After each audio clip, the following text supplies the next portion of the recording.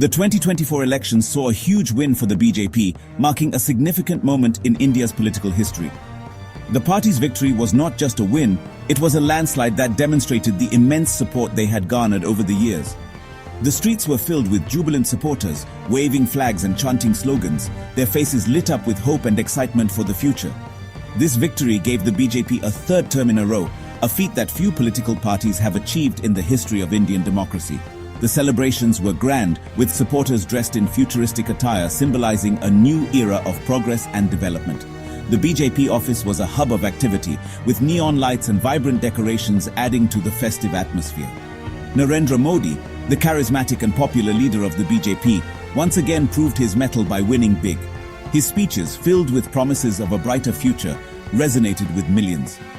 The use of futuristic graphics and holograms in his rallies added a modern touch, making the events not just political gatherings, but spectacles of technology and innovation. This big win showed how popular Modi still is, and how well the BJP runs its campaigns. The campaign headquarters were abuzz with activity, and the use of neon lights and holograms created an atmosphere of excitement and anticipation. Modi's ability to connect with the masses, even through holograms, showcased the innovative approach of his campaign. As Modi started his third term, people felt both excited and a little nervous. The oath-taking ceremony was a grand affair, with Modi pledging to lead the nation towards a prosperous future. The reactions from the crowd were mixed. While many were thrilled about the promises of development, others were cautious, wondering what this new term would bring. India was at a turning point, with promises of good things to come, but also worries about fairness and everyone being included. The futuristic billboards and holographic displays painted a picture of a bright future, but the diverse group of people in the neon-lit settings reflected the varied hopes and concerns of the nation. As Modi 3.0 took charge, the country stood on the brink of transformation, with the potential for great progress and the challenge of ensuring that no one was left behind. The other parties, surprised by their loss, quickly started blaming the BJP. They claimed that the BJP had manipulated the electoral process by using divisive tactics that played on the emotions and fears of the populace. This blame game became a central theme in the political discourse, with accusations flying back and forth. The opposition leaders held press conferences and rallies where they vehemently criticized the BJP for what they called dirty politics. They argued that the BJP's strategy was not just about winning an election, but about fundamentally altering the social fabric of the nation. They said the BJP used tactics to divide people, playing on religious feelings. The opposition accused the BJP of exploiting religious sentiments to create a rift between different communities. They pointed out that the BJP's campaign was filled with rhetoric that emphasized religious identity, which they believed was a deliberate attempt to polarize the electorate. This strategy, they argued, was not only unethical, but also dangerous, as it could lead to long-term social unrest and division. The opposition leaders warned that such tactics could set a dangerous precedent for future elections, where winning at any cost becomes the norm. They said the BJP was only trying to please the Hindu majority to get votes, and that this hurt minority groups. The opposition claimed that the BJP's focus on Hindu identity was a calculated move to secure the votes of the majority community, while neglecting the needs and concerns of minority groups.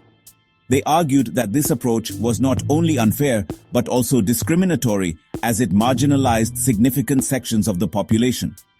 The opposition leaders highlighted instances where minority communities felt targeted and alienated by the BJP's policies and rhetoric. They called for a more inclusive approach to governance that would address the needs of all citizens, regardless of their religious or ethnic background. This idea of playing favorites to get votes caught on with some people, especially those who felt left out. The narrative of favoritism resonated with many who felt that their voices were not being heard. People from various walks of life began to question the fairness of the political process and the true intentions of their leaders. This growing sentiment of disillusionment led to increased political activism and participation, as more individuals sought to make their voices heard. The opposition capitalized on this discontent, organizing rallies and protests to galvanize support and push for change. They argued that a truly democratic society should be inclusive and representative of all its citizens, not just a select few. The other parties said the BJP focused too much on Hindu identity and not enough on the problems of minorities, making things worse. They contended that the BJP's emphasis on Hindu identity was a distraction from the real issues facing the country, such as economic inequality, unemployment, and social justice. The opposition leaders argued that by focusing on religious identity, the BJP was neglecting the pressing needs of minority communities who were already marginalized and vulnerable. They called for a shift in focus towards policies that would promote equality and justice for all citizens. The opposition's message was clear. A government should work for the benefit of all its people, not just a particular group. They urged the electorate to reject divisive politics and to support a more inclusive and equitable vision for the future. Making things worse, Modi's new team didn't have any ministers from minority groups, especially Muslims. No Muslim ministers in a country with so many Muslims got people talking and wondering if the BJP really cared about including everyone. Critics said this sent a bad message to Muslims, making them feel ignored. The other parties jumped on this, saying the BJP was pushing a plan to leave minorities out.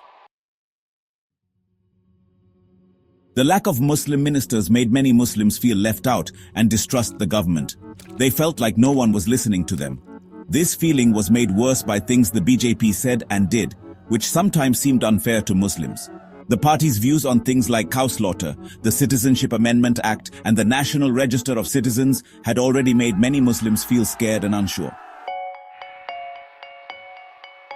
It's wrong to say that the BJP only won because of Hindu votes. The reality is far more complex and multifaceted. The BJP's electoral success cannot be attributed to a single factor or community. The BJP won because of many things, like Modi's popularity, the party's strong organization, and its ability to connect with all kinds of voters. Modi's charismatic leadership and his ability to communicate effectively with the masses played a significant role. The party's grassroots-level organization and its strategic use of social media also contributed to its success. The BJP's ability to connect with all kinds of voters, including those from different religious and social backgrounds, was crucial. The party's outreach programs and its focus on development and governance resonated with a wide range of voters. The BJP's message of economic growth, national security, and social welfare appealed to many, cutting across traditional vote banks. Saying Muslims are to blame for the BJP's win because they didn't vote for them is wrong and dangerous. It oversimplifies the complex dynamics of Indian politics and ignores the diverse factors that influence voter behavior. Blaming a single community for an electoral outcome can create divisions and tensions within society.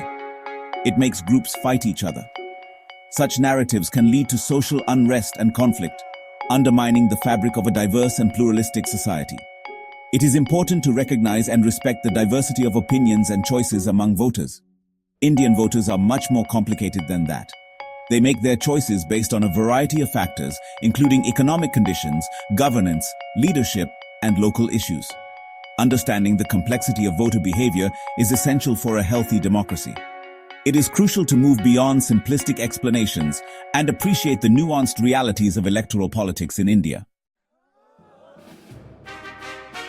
The idea of Virat Hindus has become important in Indian politics, especially with the BJP's rise. This refers to Hindus who strongly believe in Hindutva and want India to be a Hindu nation. They believe strongly in Hindu identity and culture, and they often criticize what they see as giving minorities too much. They want policies that help Hindus the most. As India moves forward, it's important for everyone to get along and understand each other. We need to stop the divisive talk that's become so common in politics. We need a new kind of politics, one that includes everyone, where people talk to each other and respect differences. We need to stop focusing so much on identity and start building a country where everyone feels like they belong.